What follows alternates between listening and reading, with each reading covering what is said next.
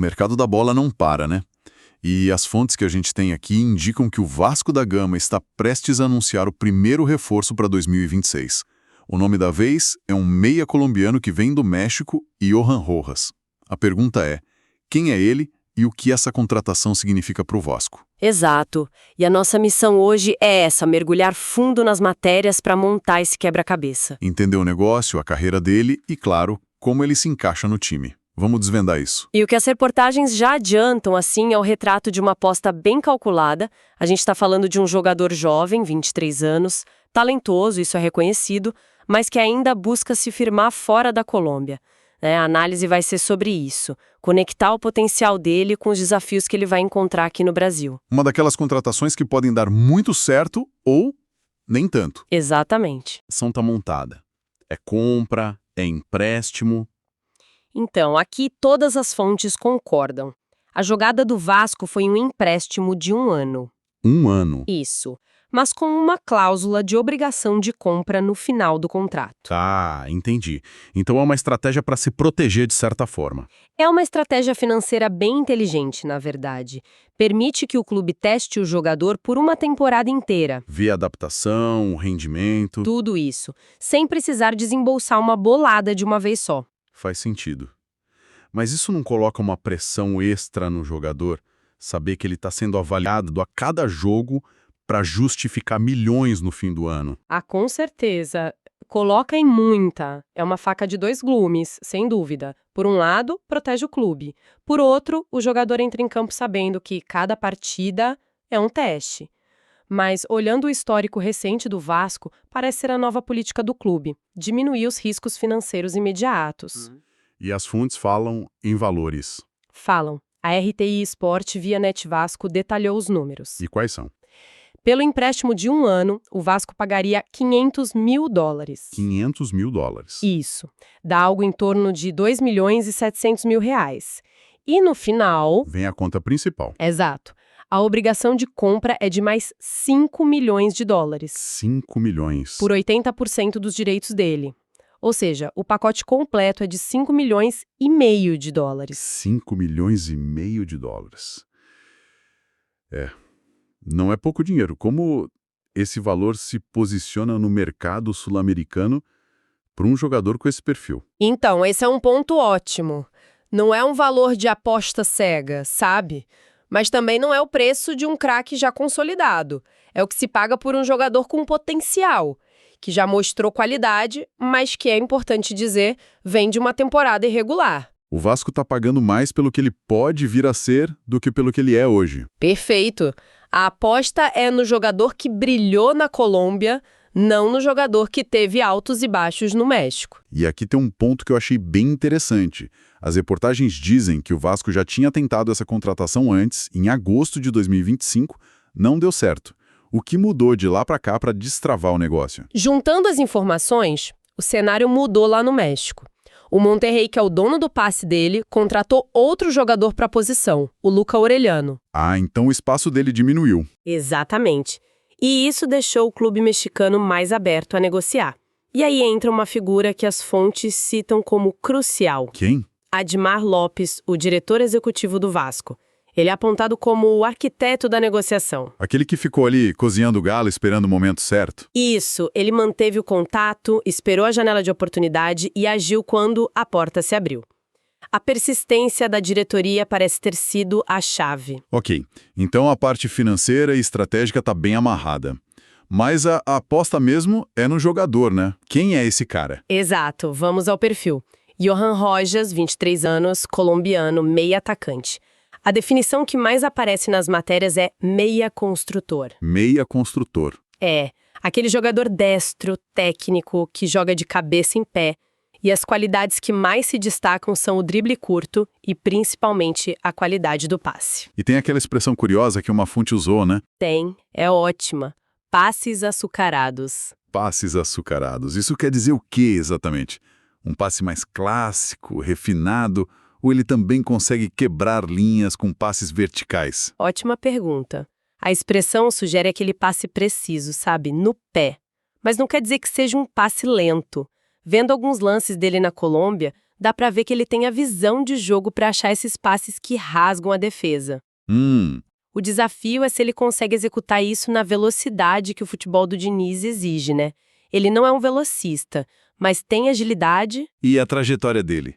Onde foi que ele mostrou esses passes açucarados? A carreira dele realmente decola na Colômbia. A maioria das fontes aponta o La Equidad como clube formador. Ele estreou como profissional em 2022 e a ascensão foi, assim, muito rápida. Em pouco tempo, ele virou titular e pegou a camisa 10. Ok. Camisa 10 de um time de primeira divisão na Colômbia já é um bom cartão de visitas. E os números dele correspondem a esse status? Em 3 temporadas por lá, ele fez 7 gols e deu 10 assistências. Espera aí, 7 gols e 10 assistências em 3 temporadas. Sinceramente, isso não soa um pouco baixo para um camisa 10, a principal referência criativa do time? É um ponto justo, e é aí que a análise precisa ser mais profunda. Para um meia jovem, jogando num campeonato colombiano, que é muito físico, muito tático, esses números indicam consistência. Ele não foi um jogador de uma temporada só, entende? Ele produziu de forma consistente. Entendi. O que os olheiros provavelmente veem é o potencial de transformar essa consistência em números mais expressivos, num ambiente certo. É uma aposta na evolução, então, não no jogador pronto. E como foi no México? Ele evoluiu por lá? É aí que a história dele dá uma complicada. A passagem pelo México foi de altos e baixos. Ele foi do Monterrey para o Necaxa, voltou. O resumo da ópera é, no Monterrey foram 22 jogos, 3 gols, 1 assistência.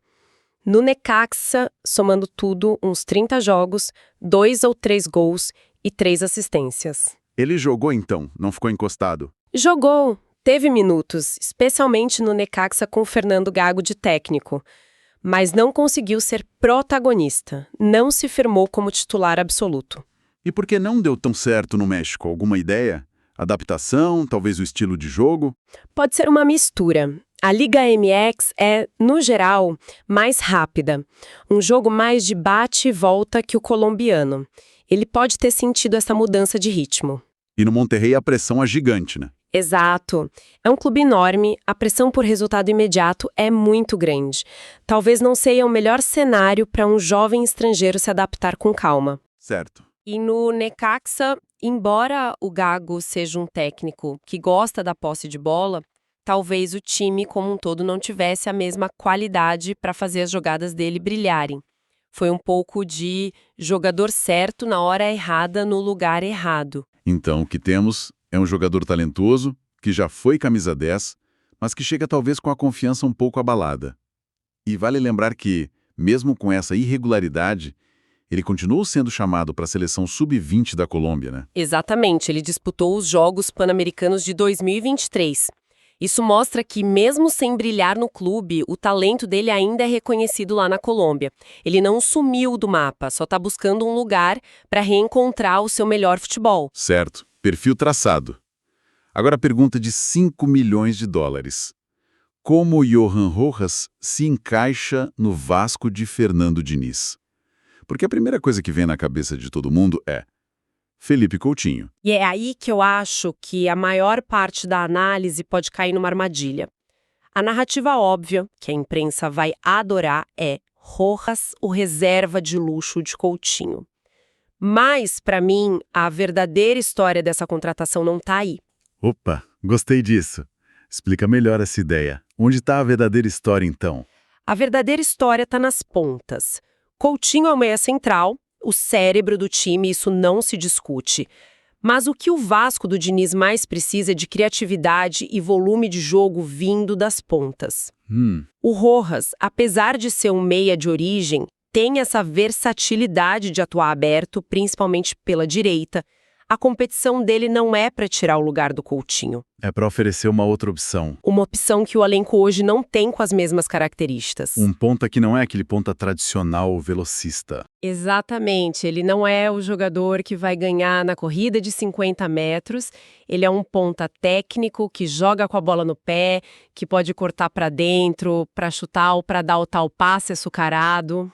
E isso casa com o estilo do Diniz. Totalmente. Ele adora jogadores que se associam, que tabelam, que flutuam. Pensa no John Arias no Fluminense. Ele não era um ponta clássico, mas um meia que jogando aberto encontrou o melhor futebol da carreira. A aposta do Vasco pode ser em replicar esse modelo com o Rojas. Faz muito sentido. Então o sucesso dele pode depender menos de uma disputa direta com o Coutinho e mais da capacidade do Diniz de adaptar ele a essa função de falso ponta. Perfeitamente. Ele chega para dar profundidade ao elenco, sim, mas com um diferencial tático muito claro. Em jogos que o Vasco precisar de mais posse de bola e menos velocidade, ele pode ser titular na ponta. Em outros, entra no segundo tempo para cadenciar o jogo. Ele multiplica as opções táticas. E tem o fator humano da adaptação, né? Chegar num país novo é sempre um desafio, mas ele vai encontrar um ambiente favorável no Vasco. Com certeza, e esse é um ponto que não dá para subestimar. Ele vai ser o terceiro colombiano do elenco. Junto com o Andrés Gomes e o Carlos Cuesta. Isso, e que não são jogadores quaisquer. As reportagens descrevem eles como peças fundamentais do time. Ter compatriotas que já são líderes e estão totalmente adaptados é um atalho gigantesco. Acelera tudo. Adaptação à cidade, à língua, à cultura do clube. Até na resenha do vestiário, né? Principalmente. É um fator que a diretoria certamente levou em conta. É criar um ecossistema para o jogador florescer. Ok, acho que o quadro está bem mais claro agora. Se a gente for resumir tudo que as fontes nos trouxeram, temos uma negociação que é financeiramente prudente, com o risco diluído no tempo. O jogador é um talento inegável, mas que precisa se reencontrar. Exato. E o encaixe tático, que é o ponto mais crucial. Talvez não seja ser a sombra do Coutinho, mas sim a chance de virar uma peça-chave nas pontas. Perfeito. E do ponto de vista do Rojas, vir para o Brasil, para um clube com a visibilidade do Vasco e com um técnico como o Diniz, é a plataforma ideal para relançar a carreira.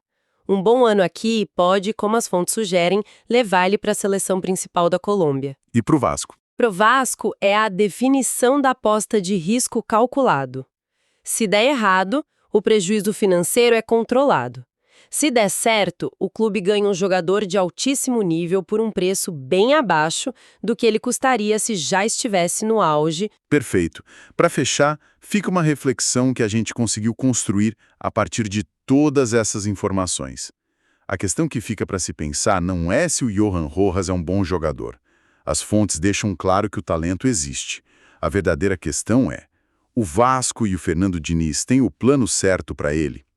A diretoria está contratando um reserva para o Felipe Coutinho, o que pode ser uma receita para a frustração, ou está trazendo o seu próximo grande ponta construtor, uma peça que pode redefinir o ataque. O sucesso ou fracasso dessa aposta de quase 30 milhões de reais mora na resposta a essa pergunta. O roteiro de como essa história vai se desenrolar em São Januário, bom, esse ainda está em aberto.